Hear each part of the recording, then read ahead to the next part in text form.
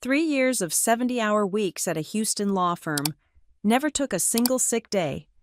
Then, on the morning I was set to close the biggest deal of my career, I got fired by someone who'd never passed the bar exam just because his last name matched the one on the building.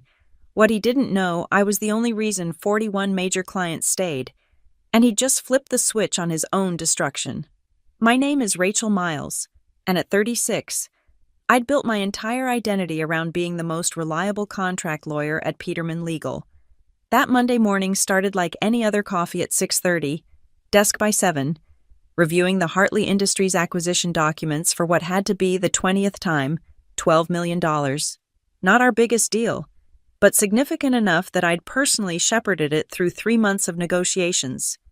The email notification popped up at 9:47, not from my direct supervisor, Marcus, who was in depositions all week, from Jake Peterman. Please come to my office immediately. Jake, 28 years old, Stanford dropout, son of our founding partner. He'd been installed as executive director 6 weeks ago after what the firm newsletter called an extensive national search. The search that somehow missed every qualified candidate and landed on the boss's kid who'd spent the last 5 years finding himself in Bali. I saved my work, straightened my jacket, and walked the long hallway to the corner office that used to belong to a partner with 30 years' experience. Jake had redecorated gone were the law books and framed degrees, replaced by motivational posters and a putting green. He didn't look up when I knocked. Sit. The chair across from his desk was deliberately low, a power play I'd seen in bad movies. Jake was scrolling through his phone, designer sneakers propped on the mahogany desk his father had imported from Italy. Rachel, he finally acknowledged me, setting down his phone like it pained him. We need to discuss your future here. Is there an issue with the Hartley acquisition I can... It's not about any specific deal. He leaned back, fingers steepled. It's about cultural fit, dynamic synergy, the direction we're taking the firm. Cultural fit. I'd billed more hours than any other non-partner for 3 consecutive years. My client retention rate was 94%. But sure, let's talk about synergy. I'm not following. Look, you're competent. No one's saying you're not competent. The way he said it made competent sound like an insult. But Peterman Legal is evolving. We need team players who understand innovation, disruption, people who think outside the box. I bit back the urge to mention that law firms succeeded by thinking inside very specific statutory and regulatory boxes. That's literally what clients paid us for. What are you saying, Jake? Today's your last day. Security will escort you out after you sign this. He slid a packet across the desk. Non-disclosure agreement, non-compete clause, 3-month severance if I went quietly. You're firing me. The week before Hartley closes. Tori will handle the transition. He checked his phone again, already bored with ruining my life. Tori, his girlfriend, the paralegal who'd started 4 weeks ago and still couldn't format a memo properly. I'd caught her using ChatGPT to write client correspondence. Tori doesn't have a law license. She legally cannot. That's no longer your concern. His smile was all teeth, no warmth. You have 1 hour to clear out your office. And Rachel, the NDA is non-negotiable. You discuss any client matters, any proprietary information, and we'll bury you in litigation. Daddy's firm has very deep pockets. I stood, keeping my face neutral. 3 years. 3 years of skipped vacations, working through pneumonia, building relationships with 41 corporate clients who trusted me with their million-dollar problems. 3 years of creating systems, templates, and processes that this firm ran on. My name wasn't on a single public document, but my fingerprints were on every major deal. 1 hour, Jake repeated, already typing on his phone. Leave your keycard with security. I walked back to my office in a daze. Through the glass walls, I could see my colleagues avoiding eye contact. Word traveled fast in law firms. I was radioactive now. 1 hour to pack up 3 years. I pulled out my personal laptop, the one I'd used for late-night work when the firm's ancient systems crashed. My personal phone, the number I'd given to clients who needed weekend assistance, my handwritten notes, my reference books, my coffee mug that said, "World's Okayest Lawyer." What they couldn't pack into a box, the relationships I'd built, the personal cell numbers saved in my phone, the trust earned through countless hours of meticulous work. As security watched me fill a banker's box, I thought about Hartley Industries, about how their CEO, Patricia Hartley, had specifically requested me after I'd saved them from a catastrophic merger 2 years ago, about how she'd invited me to her daughter's wedding, about how she had no idea that tomorrow, her $12 million acquisition would be handled by someone who thought whereas was spelled whereas. I signed the papers, took my box, handed over my keycard. But as I walked out of Peterman Legal for the last time, past the marble lobby and the commissioned portraits of 3 generations of Petermans, I wasn't thinking about what I'd lost. I was thinking about what they'd forgotten I still had. I sat in my home office at 2:15 p.m., still wearing my suit, staring at the banker's box like it might explain what had just happened. The house was quiet, too quiet for a Monday afternoon. I should have been in the Hartley meeting right now, walking Patricia through the final terms. Instead, I was unemployed. The shock was wearing off, replaced by something sharper, anger, maybe, or clarity. I opened my laptop and started taking inventory of what I actually possessed versus what Peterman Legal thought they owned. First, the documents. Over 3 years, I developed a comprehensive system of contract templates, due diligence checklists, and negotiation frameworks. The firm had never asked me to transfer these to their servers, probably because no one there understood their value. They sat in my personal cloud storage, meticulously organized, my intellectual property, created on my own time, refined through hundreds of deals. Second, the contacts. I pulled out my personal phone and scrolled through the numbers. Patricia Hartley, David Kim from Nexus Industries, Sarah Rodriguez at Blackstone Holdings, 41 CEOs, CFOs, and general counsels who had my direct line because Peterman Legal's official channels meant waiting 3 days for a callback. These weren't just business cards collected at networking events. These were people who texted me photos of their kids, who asked for restaurant recommendations, who trusted me with their corporate secrets, because I'd proven myself through years of 2 a.m. crisis calls and weekend emergency sessions. Third, the knowledge. I opened a spreadsheet and started listing every active deal, every pending negotiation, every client quirk and preference. Johnson Tech needed everything in blue ink. Their CEO was superstitious. Meridian Corp required all meetings before 10 a.m. because their board was based in London. Hartley Industries had a hidden arbitration clause in their vendor agreements that I'd discovered and quietly rectified in 17 different contracts. Details that weren't in any file. Context that couldn't be transferred in a 1-hour transition meeting with someone who thought due diligence meant running a Google search. My phone buzzed. Marcus, my former supervisor. "Heard what happened. Can't believe it. Jake says Tori is taking over your files. God help us all." I didn't respond. The NDA was vague about personal communications, and I wasn't taking chances. But Marcus's text confirmed what I suspected: panic was already setting in. I pulled up the Texas Bar Association website. The non-compete clause Jake had made me sign was 18 months, but non-competes in Texas were notoriously difficult to enforce, especially when the termination was without cause, especially when the employee could demonstrate that their departure was handled in bad faith. Being fired to make room for the boss's unqualified girlfriend, that might qualify. I made a list of what I couldn't do: solicit Peterman's clients directly, share confidential information, disparage the firm publicly.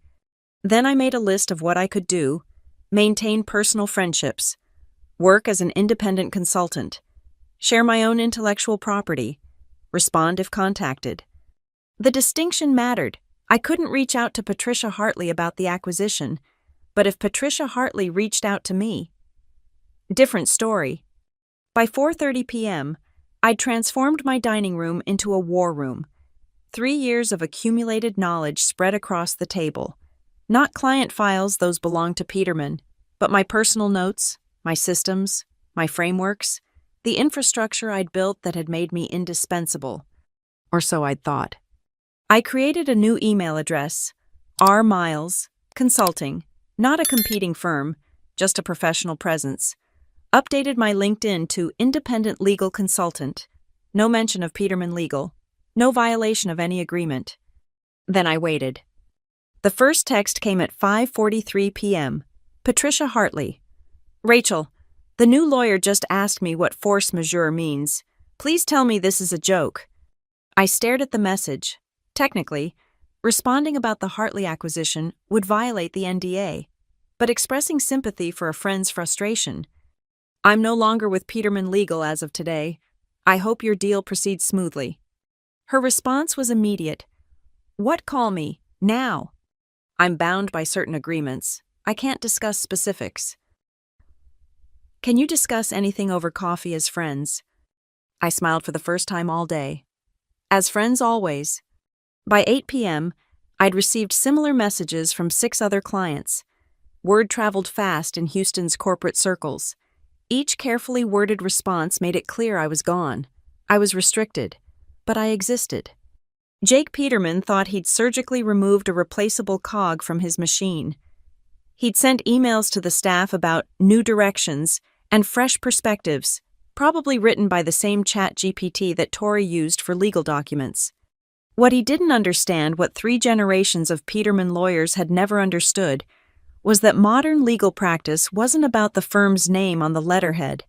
It was about the 3 a.m. phone calls, the weekend emergencies, the trusted voice on the other end of the line who actually knew what force majeure meant. They had the building, the letterhead, the marble lobby.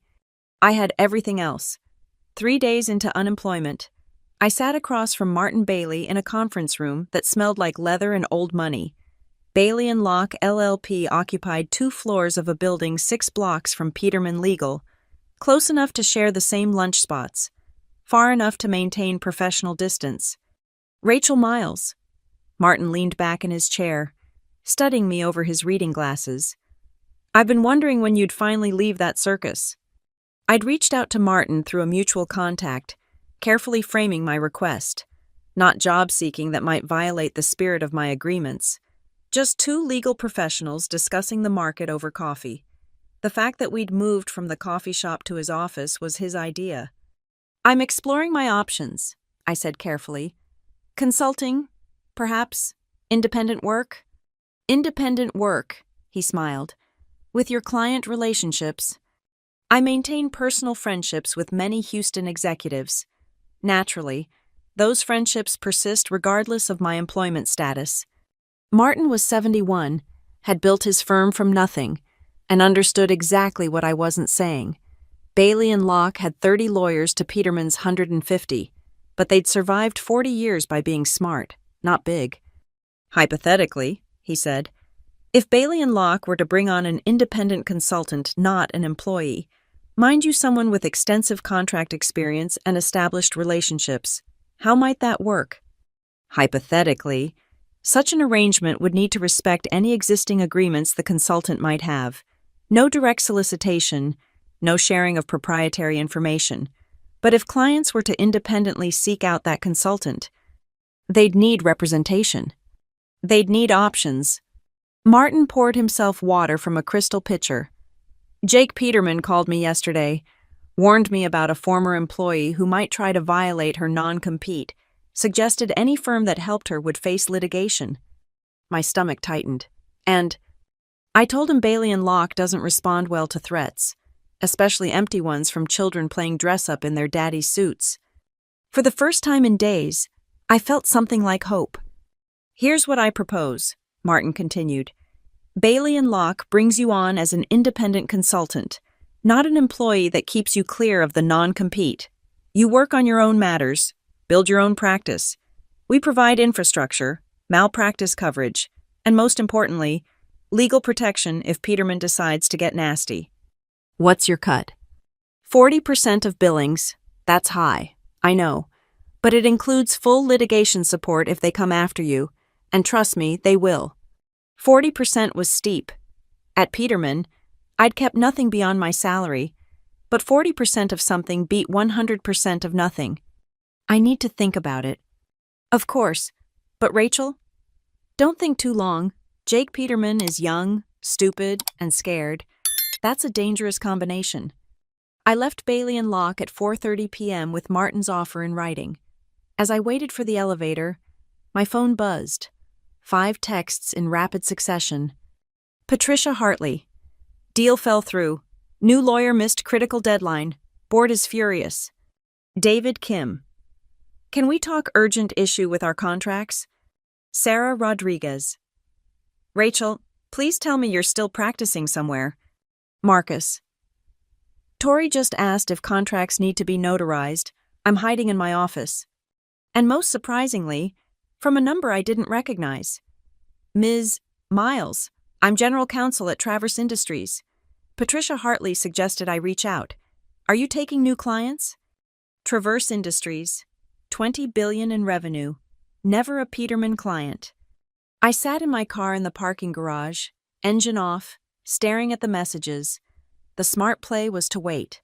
Let the non-compete period pass. Start fresh in 18 months. The safe play. But I kept thinking about Patricia's text. Deal fell through. A $12 million acquisition I'd spent 3 months perfecting. Destroyed in 3 days by someone who couldn't spell force majeure. I thought about all the other deals in progress. The clients who didn't know their contracts were now in the hands of someone who thought legal research meant asking an AI chatbot. The years of relationships about to be destroyed by incompetence. I called Martin Bailey. That was fast, he answered. I accept. With conditions. I won't solicit any Peterman clients. But if they come to me, I'll represent them. If Peterman wants a fight, they better bring more than daddy's money and empty threats. Welcome to Bailey and Locke. Counselor, can you start Monday? I can start now. I have 5 friends who need legal advice, and 1 potential new client who's never worked with Peterman. Martin laughed. I like you already. Come back tomorrow. We'll get you set up. And Rachel, document everything. Every text, every call, every contact who reaches out. We're going to need it. I hung up and composed a simple LinkedIn update. Pleased to announce I'm now consulting with Bailey and Locke LLP. Looking forward to new challenges and continued relationships. Professional, vague, completely within my rights. Within an hour, I had 43 reactions and 11 private messages. Word spread fast in legal circles. Faster when people were desperate. I didn't respond to any from current Peterman clients. Not yet. But I did respond to Traverse Industries, scheduling a meeting for Friday. My phone rang. Unknown number. Houston area code. Rachel. Thank God. Patricia Hartley's voice was strained. I know you can't talk about Peterman business. I'm not calling about that. I'm calling because Traverse Industries needs contract help, and I told them you're the best in Houston. That's just friendly advice between friends, right? Just friendly advice, I agreed. Good, because I'd hate to think my recommendation would cause you any problems, especially since, as a friend, I might mention your name to a few other executives who've been complaining about their current representation. The line went quiet. We both knew what she was really saying. I appreciate your friendship, Patricia. Likewise. Oh, and Rachel Jake Peterman is an ass. That's not business talk. That's just one friend to another.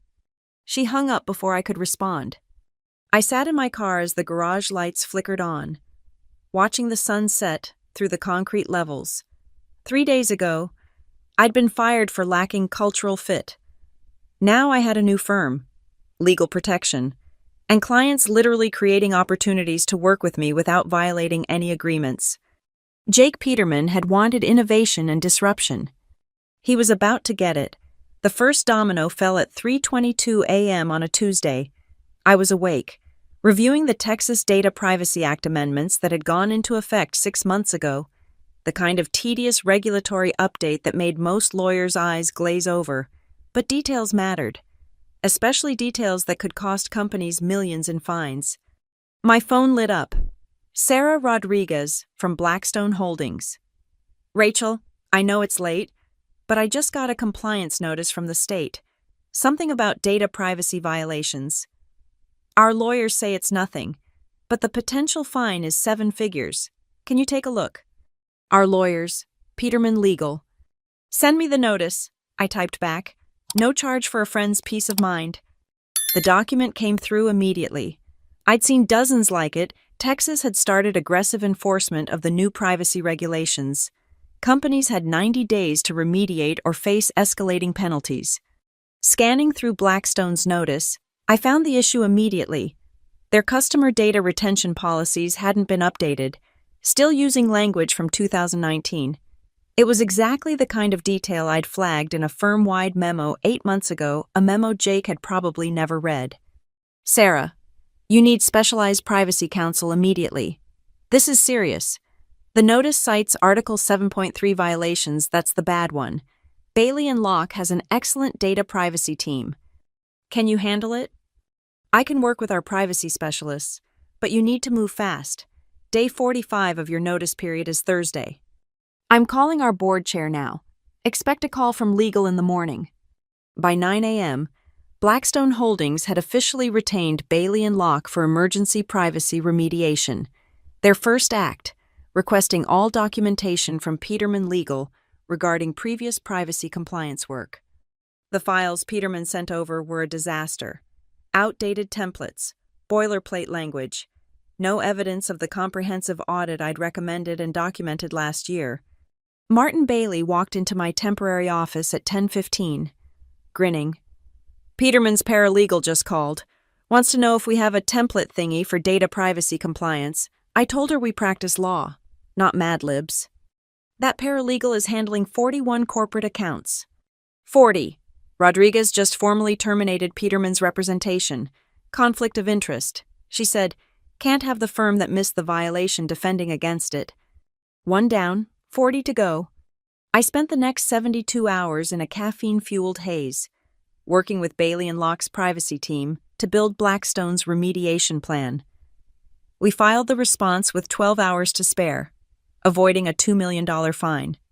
Sarah called me Friday afternoon. Rachel, you just saved us more than Peterman billed us in 5 years. I'm recommending Bailey & Locke to every CEO in my network. I appreciate that, but nothing. I'm not soliciting you to violate anything. I'm telling my peers about excellent legal services. What they do with that information is their business. The second domino was already wobbling. David Kim from Nexus Industries had discovered a similar issue, not privacy this time, but export compliance. Another regulation change. Another outdated Peterman template. Another 7-figure exposure. By Monday, I'd created what I called the Regulatory Alert System. Anonymous notifications sent to general business addresses, warning about common compliance gaps, no client information, no proprietary data, just public service announcements about regulatory changes that might affect Houston businesses. You're playing with fire, Martin warned, reviewing my carefully drafted alerts. Peterman will claim you're using insider knowledge. Every regulation I'm citing is public record. Every deadline is published by the state. If Peterman's clients happen to realize their current counsel isn't keeping up with basic regulatory changes, that's on Peterman. He signed off on the alerts. Send them. The exodus started slowly. A call here, an inquiry there. Hi, we're exploring options for specialized counsel. We need a second opinion on some compliance matters. Our board is requesting competitive bids for legal services. Corporate speak for our current lawyers are incompetent, and we're scared. Marcus texted me updates from inside Peterman. Emergency all-hands meeting, Jake screaming about loyalty, Tori crying in bathroom, 3 senior associates quit today. I didn't respond, but I saved every message, documentation, like Martin said. Wednesday brought the news I'd been expecting Peterman. Legal filed a cease and desist order against me personally and Bailey & Locke as a firm. Violation of non-compete, tortious interference, theft of trade secrets. Martin called me into his office, where 3 litigation partners were already assembled. They're claiming you're using proprietary Peterman methodologies to steal clients. Our lead litigator, Janet Walsh, explained. They want an immediate injunction plus damages. What methodologies? Their outdated templates, their missed deadlines. They're saying you had access to confidential client information that you're now exploiting. I pulled out my laptop. Every alert I've sent is based on public regulations. Every client who's contacted me did so independently, and as for methodologies, I opened my cloud storage. These are my templates, my checklists, created on my personal time, stored on my personal devices, time-stamped years before Jake Peterman even knew what a law firm was. Janet smiled. Can you prove Peterman never asked you to transfer these to their systems? Better, I can show emails where I offered to implement firm-wide systems and was told it wasn't a priority. Jake's father said, and I quote, "Why fix what isn't broken?" It's broken now, Martin said. 9 clients have moved over this week.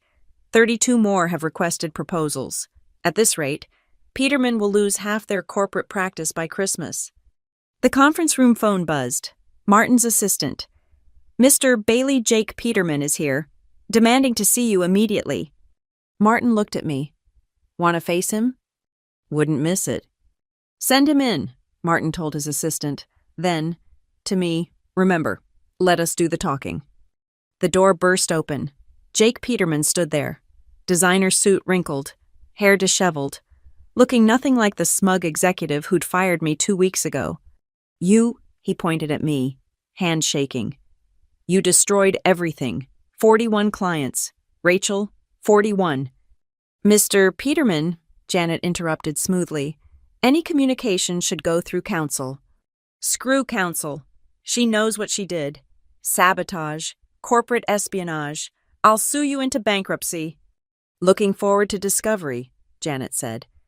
Particularly the part where we examine why Ms. Miles was terminated and who replaced her and that person's qualifications. Jake's face went pale. Discovery would mean depositions, under oath, about Tori. This isn't over, he said, but the threat was hollow. My father. Your father built a respectable firm. Martin stood. You destroyed it in 6 months. Ms. Miles just refused to go down with the ship. Now, unless you have a valid legal matter to discuss, get out of my office. Jake left, slamming the door hard enough to rattle the windows. Janet turned to me. He's panicking. Panicked people make mistakes.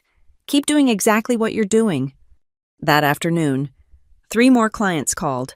Not about compliance issues this time. They'd heard about Jake's meltdown. Heard he'd stormed into Bailey and Locke making threats. Professional services relied on one thing above all: trust. And Jake Peterman had just shown 41 corporate clients exactly who they'd been trusting with their legal matters. The emergency board meeting at Peterman Legal started at 8 a.m. sharp on Thursday. I knew because Marcus live-streamed it from the parking lot, apparently. Jake had called an all-hands meeting but forgot the conference room windows faced the street. Complete meltdown, Marcus texted.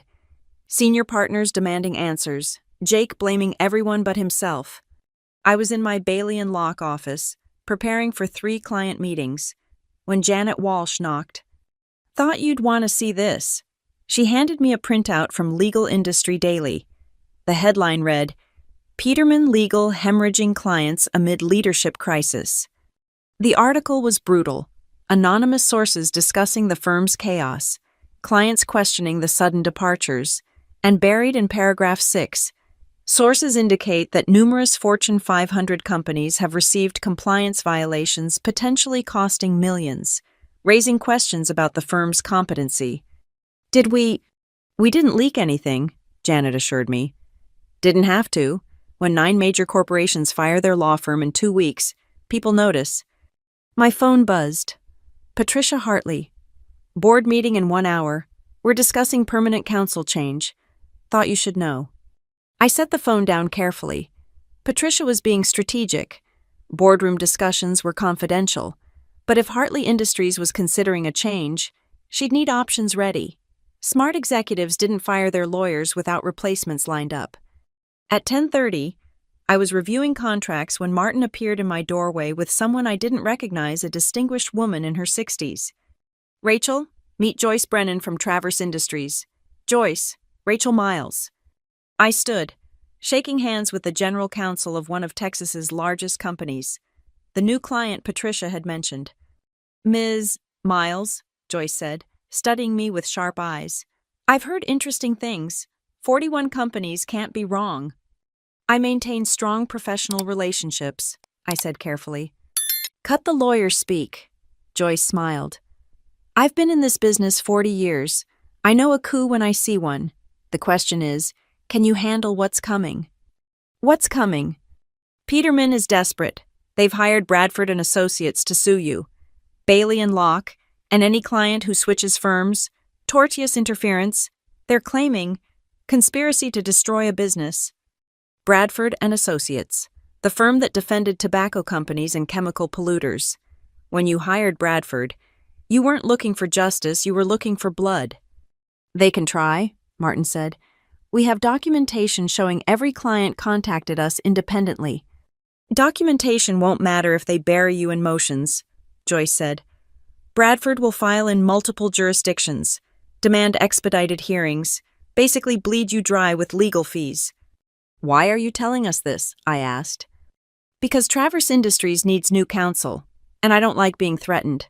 Jake Peterman called our CEO yesterday, said any company that hires you will be named in their lawsuit, claimed you have stolen trade secrets that give unfair competitive advantages. My stomach clenched. What did your CEO say? He said Traverse doesn't negotiate with terrorists, Joyce grinned. Then he authorized me to retain Bailey and Locke immediately. Full corporate representation, 5-year contract. Martin actually gasped. Traverse would be Bailey and Locke's largest client by far. There's more, Joyce continued. I've spoken with my counterparts at several other companies. We're forming what we're calling a legal defense consortium. Any company that gets sued for changing firms will have their defense costs covered by the group. A union for corporations, I asked. Insurance? Strength in numbers? Also sends a message you come after one of us. You fight all of us. By noon, 17 companies had joined the consortium. By 2 p.m., 23. The response from Peterman was swift and predictable. At 3:45, a process server arrived with a stack of lawsuits. Bailey and Locke was named in 6 different actions across 3 jurisdictions. I was personally named in 4. Janet assembled our litigation team in the main conference room. They're throwing everything at the wall. RICO claims, conspiracy, theft of trade secrets, intentional infliction of emotional distress, that's a new one. Emotional distress. I read through the complaint. Jake Peterman is claiming I caused him severe psychological trauma by doing my job too well. It's a scare tactic, Janet said.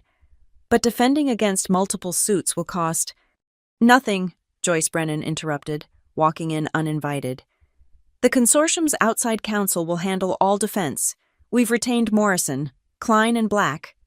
Morrison Klein. They didn't just fight lawsuits, they eviscerated them. Having them on our side was like bringing a nuclear weapon to a knife fight. Additionally, Joyce continued, we're filing our own action, defamation, business disparagement, and abuse of process.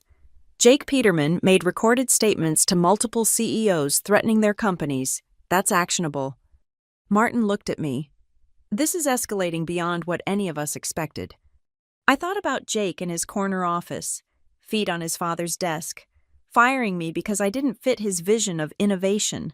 I thought about Tori, probably crying in a bathroom somewhere as another deal collapsed. I thought about 41 companies that had trusted me with their success, now scrambling to protect themselves from a firm that had forgotten its only job was to serve clients. Let it escalate, I said. Jake wanted disruption. He's about to learn what that really means. Joyce smiled. I like her, Martin. No wonder Patricia speaks so highly of her. My phone vibrated. Another text from Marcus. Emergency partner meeting just called. Rumor is Jake's father is flying back from Europe. This is bad. I showed the text to Janet. William Peterman, the founder. He retired 2 years ago. If he's coming back. Martin shook his head. This isn't just about losing clients anymore. This is about saving the firm. Too late for that, Joyce said, checking her phone. I just got word. 3 more companies filed termination letters this afternoon. That makes 26 total. 26 of 41, in just under 3 weeks. The phone in the conference room rang. Martin's assistant. Mr. Bailey William Peterman is on line 1. Says it's urgent. We all looked at each other. The founder himself. Put him through, Martin said, hitting speaker. Martin, the voice was older but commanding. Is Ms. Miles there? I'm here, Mr. Peterman, I said. Rachel, a long pause. What would it take to make this stop? I'm not sure I understand the question. Don't play games. My firm is dying. My son is an idiot, but it's still my name on the building. What do you want? I looked at Martin, who nodded. I want nothing. Mr. Peterman, your clients are making their own choices. Bullshit. This is coordinated. This is revenge. This is consequences, I said. Your son fired me to give my job to his girlfriend. Did you know that? Did you know Tori doesn't even have a law degree? Silence. Then, I'll handle Jake. Come back. Name your terms. Full equity partnership. Your own division. Whatever you want. It's too late for that. It's never too late. I built this firm from nothing. I won't watch it die. You should have thought of that before you retired and left it to someone who thinks law is about disruption and synergy. Rachel. Goodbye, Mr. Peterman. I hung up. The room was silent. Then Joyce started laughing. Oh, that was beautiful. The old man himself, begging. He'll fight harder now, Janet warned. Wounded pride is dangerous. Let him fight, I said. Every lawsuit, every threat, every desperate move just proves what everyone already knows. Peterman Legal is finished. They just haven't admitted it yet. My phone lit up with notifications, more clients reaching out, more companies joining the consortium, more dominoes falling. Jake Peterman had wanted to transform his father's firm. Mission accomplished. The call came at 11:45 p.m. on a Sunday. Joyce Brennan, sounding uncharacteristically excited. Rachel, are you awake? Check your email. Now. I was in bed, laptop already open, working on a contract review. The email was from someone I didn't recognize, a mid-level attorney at Peterman Legal. Ms. Miles, I'm taking a significant career risk contacting you, but you deserve to know what's happening. Peterman is about to sign Thorn Industries to an exclusive 5-year representation agreement. $20 million in guaranteed billings. The contracts are based on your old templates, but they haven't been updated for the new federal trade regulations that took effect last month. If Thorn signs these, they'll be exposed to massive penalties. I thought someone should warn them. Thorn Industries, one of the 3 clients who'd stayed with Peterman, mainly because their CEO, Robert Thorn, was William Peterman's golf buddy.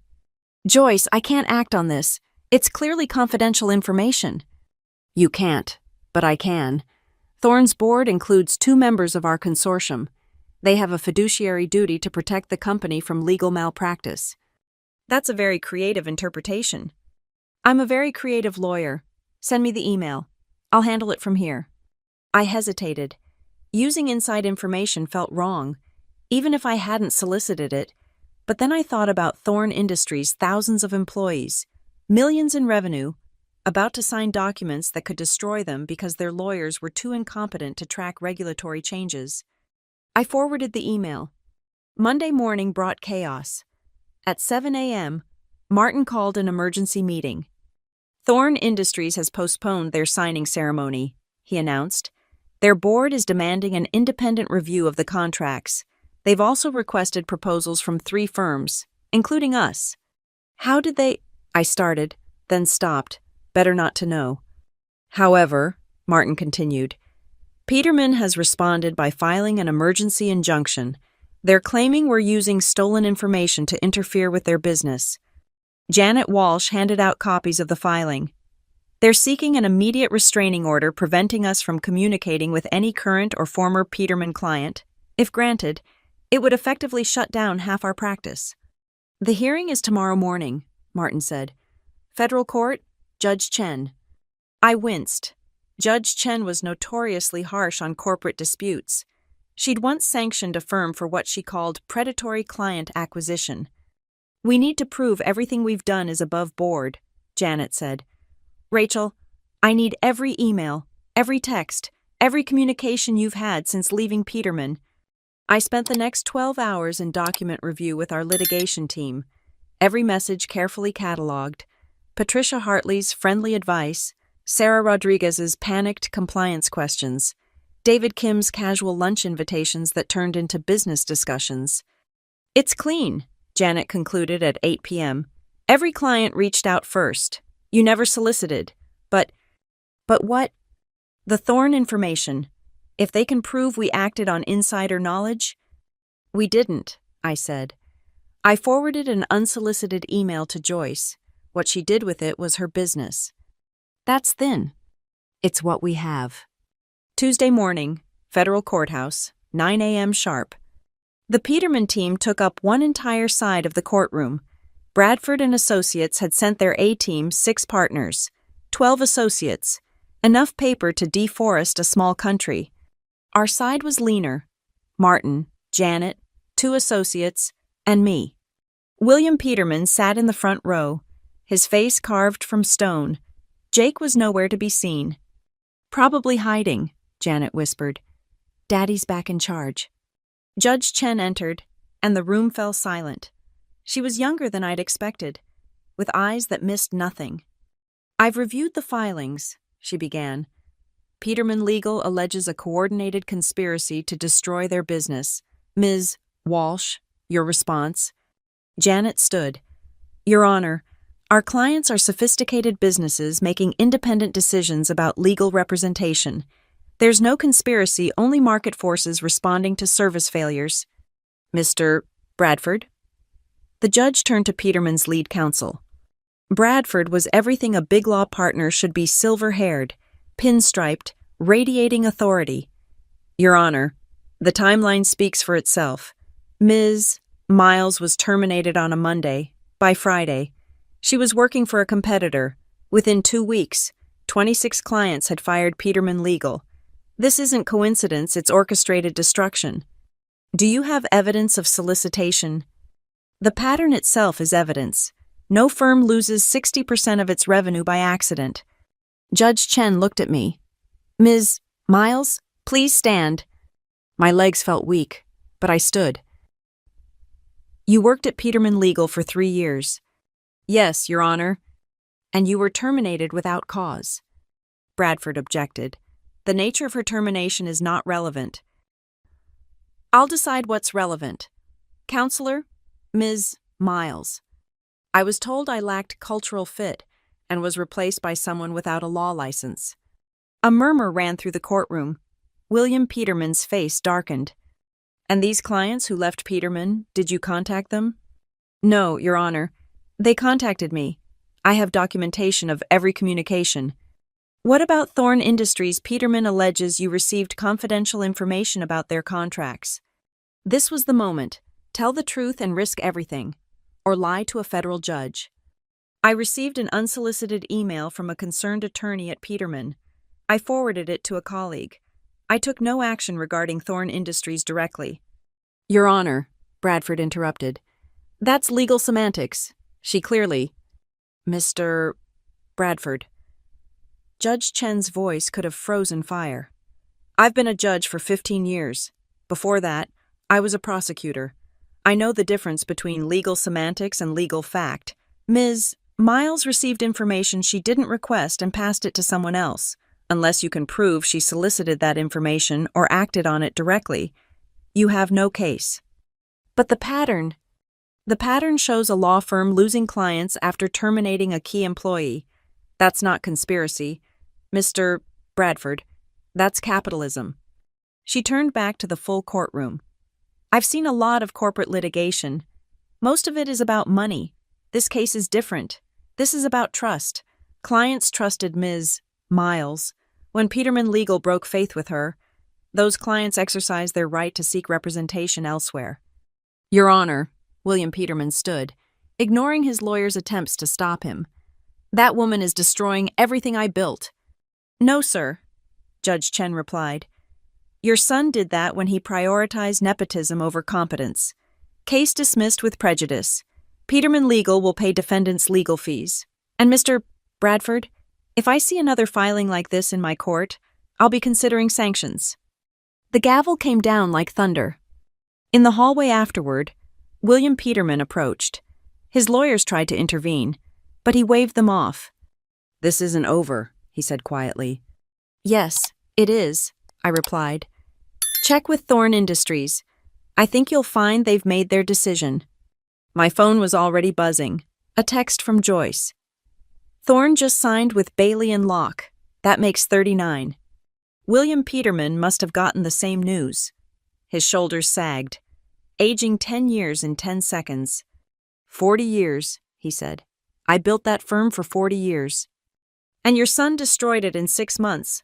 I just refused to be collateral damage." I walked away, leaving him standing in the federal courthouse hallway, surrounded by lawyers who couldn't save him from the consequences of his own choices. Wednesday morning, 7:45 a.m. I was reviewing the Thorne Industries contract when Marcus called. He never called any more too risky with everything happening. "Rachel, turn on KHO, now." I found the remote, flipped to Houston's business channel. The anchor was mid-sentence. "Confirmed that Peterman Legal has lost 17% of its value after Blackstone Holdings announced they are pursuing legal action against the firm for gross negligence." My coffee mug stopped halfway to my lips. The screen showed Sarah Rodriguez outside the courthouse. "Peterman Legal failed to update our compliance protocols, resulting in significant regulatory exposure. We're seeking damages for malpractice and breach of fiduciary duty." My phone exploded. Texts, calls, emails. I turned it off and kept watching. The anchor continued. "This comes just one day after Peterman lost a federal injunction attempt against Bailey and Locke. Sources indicate at least 6 other companies are considering similar malpractice suits." The camera cut to William Peterman emerging from his building, ambushed by reporters. He looked haggard, his usual commanding presence reduced to a tired old man. "No comment," he repeated, pushing through the crowd. Then they showed Jake. He was trying to sneak out the back entrance, but cameras found him anyway. His suit was wrinkled, his Stanford boy confidence completely gone. "Mr. Peterman, is it true you gave client files to an unlicensed paralegal? Did you fire Rachel Miles to hire your girlfriend? How do you respond to allegations of gross incompetence?" Jake made the fatal mistake of stopping, of trying to defend himself. "This is a witch hunt," he said, voice cracking. "Rachel Miles orchestrated this entire—" "So you confirm she was instrumental to your firm's success?" a reporter interrupted. "No, that's not what I—" "Is it true your girlfriend failed to file critical documents in the Hartley acquisition?" Jake's face went red. "Tori is highly qualified." "Does she have a law license?" Silence. The camera zoomed in on his face as he realized what he'd just admitted on live television. Martin appeared in my doorway. "You seeing this?" "It's hard to watch," I said, and it was. Not because I felt sorry for Jake, but because it was like watching a building collapse in slow motion, fascinating and terrible. "Joyce Brennan's on line 1. Says it's urgent." I picked up the phone. "Joyce. Emergency consortium meeting in 1 hour. My office. Can you make it?" "What's happening?" "Endgame. Rachel. Time to decide how this story ends." Traverse Industries occupied the top 5 floors of the Pennzoil Tower. Joyce's office had floor-to-ceiling windows overlooking downtown Houston, including, I noticed, a direct view of the Peterman Legal Building 6 blocks away. 23 executives were already assembled when I arrived with Martin and Janet. CEOs, general counsels, board members, probably $5 billion of corporate power in one room. "Let's cut to the chase," Joyce began. "Peterman Legal is finished. The question is, do we let them die slowly, or do we end it now?" "What are you proposing?" asked David Kim. "A buyout. The consortium purchases Peterman's assets, their client files, their building lease, their intellectual property. We redistribute everything to our new firms. Clean, surgical, final. Why would we want their liabilities? Someone asked. We don't. We want their dissolution, a controlled bankruptcy versus a messy collapse. Better for the market, better for the remaining employees who didn't create this mess. Patricia Hartley spoke up. What about the partners? The associates who had nothing to do with Jake's incompetence? We offer jobs to anyone worth saving, Joyce said. The rest find new careers. And the Petermans? David asked. Joyce smiled coldly. William keeps his retirement. Jake gets nothing. Part of the deal. I felt the room turn to look at me. These were my former clients, my relationships. They were waiting for my input. There's another option, I said. We don't buy them out. We let them fail. It sends a message: treat your people badly. Lose everything. That's vindictive, someone said. That's justice, Patricia countered. How many firms will think twice about firing good people for bad reasons if they see what happened here? The room erupted in debate. Some wanted the clean solution. Others wanted blood. I sat back, watching 41 relationships I'd built over 3 years decide the fate of a century-old law firm. Finally, Joyce called for a vote. All in favor of a buyout. 12 hands. All in favor of letting them fail. 11 hands. Joyce turned to me. Looks like you're the tiebreaker, Rachel? The irony wasn't lost on anyone. The woman Jake fired for lacking cultural fit would decide if his family's firm lived or died. I thought about William Peterman, 40 years building something his son destroyed in months. I thought about the senior associates like Marcus, good lawyers trapped in a bad situation. I thought about the support staff secretaries, paralegals, IT people who'd lose their jobs through no fault of their own. Then I thought about Tori, sitting in my old office, Googling legal terms while $12 million deals fell apart. Buyout, I said. But with conditions. Any partner who enabled Jake's behavior gets nothing. Any employee who wants to leave gets full severance, and Jake publicly acknowledges his role in the firm's failure. He'll never agree to that, Martin said. Then we let them burn, Joyce said. Rachel's terms or bankruptcy, their choice. The meeting ended at 11:30 a.m. By 2 p.m., William Peterman had agreed to negotiate. The final meeting was held at Baker Bott's, neutral ground. William brought 2 lawyers. The consortium brought 20. I wasn't supposed to be there technically. I was just a consultant at Bailey & Locke. But Joyce insisted, and William didn't object.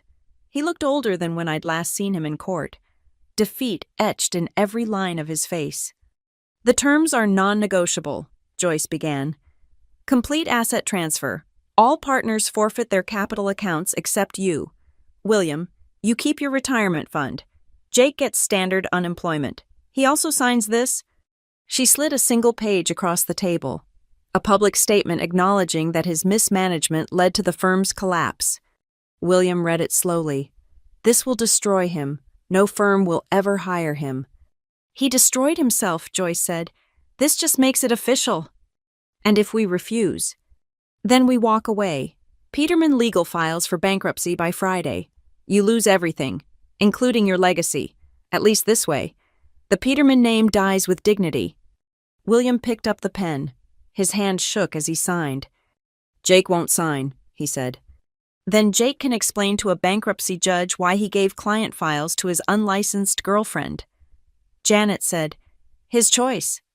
The next morning, Thursday, Co ran the statement as their lead story. Jake Peterman, in carefully worded legalese, admitted to failures of leadership that resulted in the loss of client confidence. By noon, Peterman Legal had officially ceased to exist. 41 clients smoothly transitioned to new firms. 87 employees received job offers. The building lease was divided among 3 growing firms.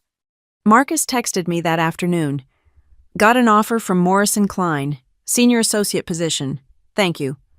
I didn't do anything, I replied. You did everything.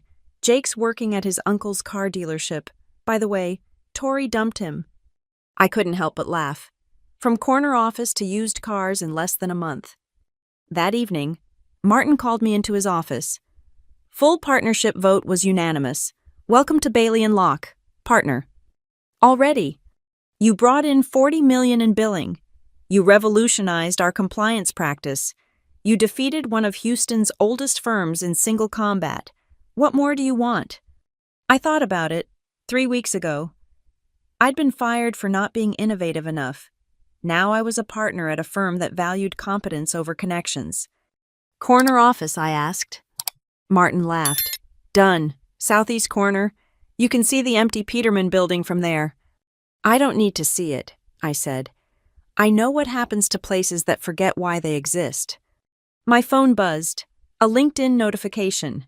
Jake Peterman had updated his profile sales associate at Peterman Automotive. I closed the app without reading more. The best revenge, I'd learned, wasn't destroying your enemies. It was letting them destroy themselves while you built something better from the ashes. 6 months later, I stood in my corner office at Bailey and Locke, watching the sun set over Houston's skyline. The Peterman building was dark, a for lease sign hanging in the lobby where portraits of 3 generations once presided.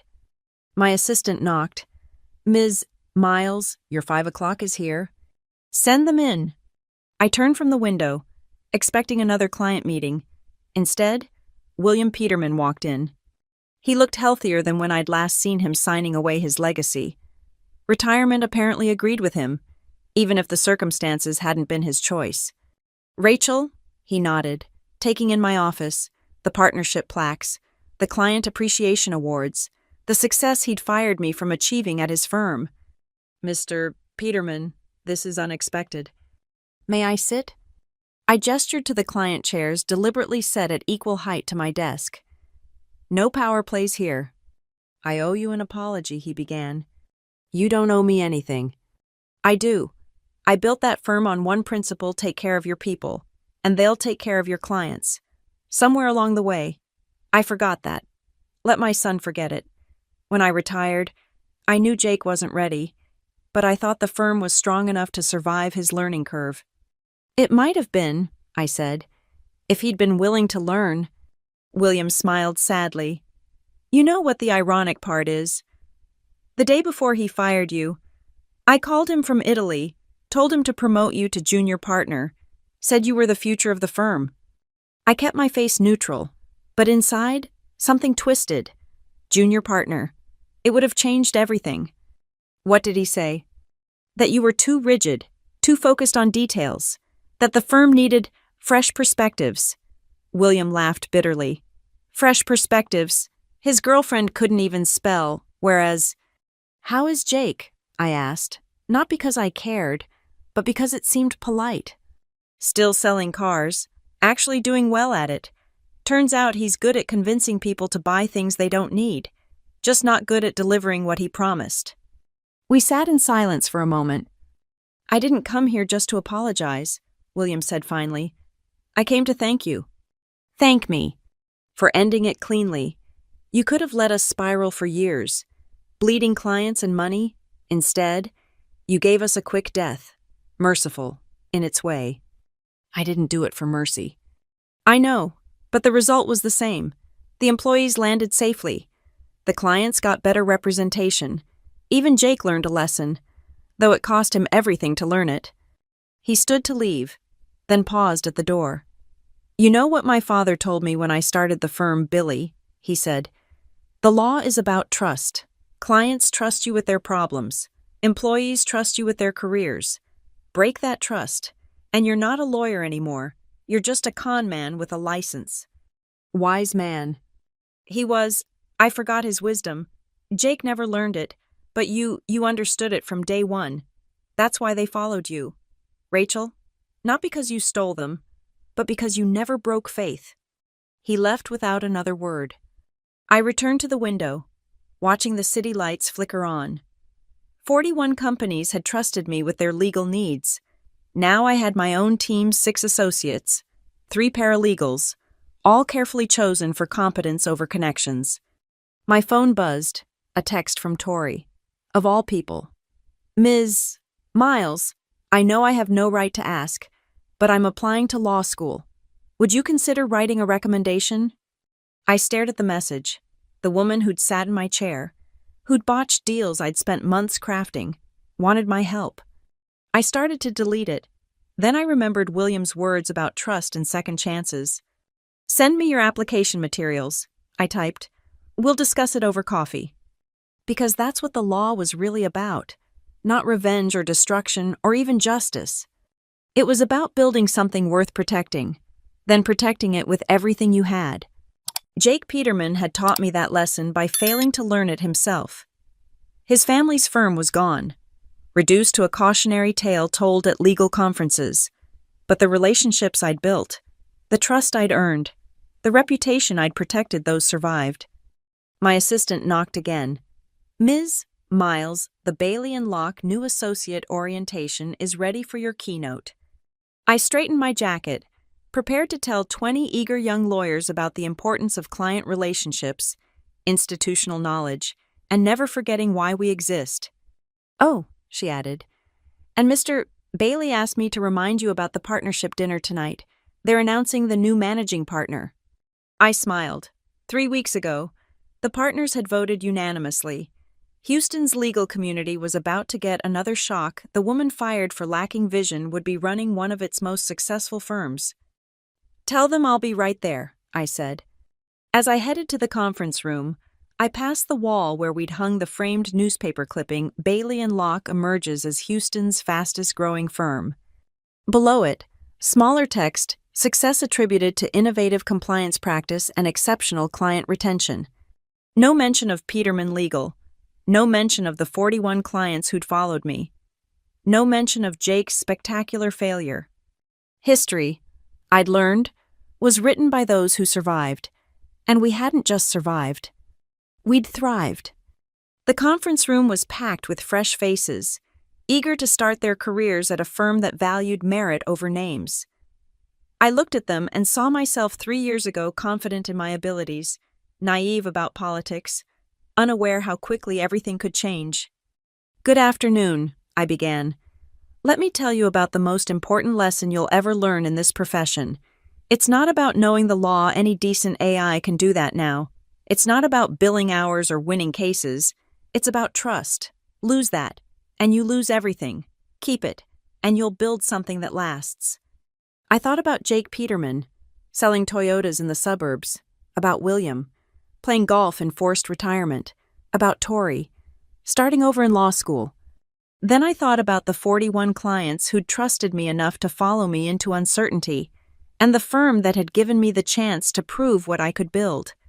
"So let's talk about what trust really means," I continued, "and why it's the only currency that matters in this business." The eager faces leaned in, ready to learn, and I was finally ready to teach. Thank you so much for listening to this story of corporate revenge and redemption. I'm curious, where are you tuning in from while listening to this tale of Rachel's triumph? Drop a comment below and let me know what city or country you're in. I love connecting with listeners from around the world. If you enjoyed this story of sweet revenge, please subscribe to the channel and share your thoughts. What would you have done in Rachel's position? Let's discuss in the comments.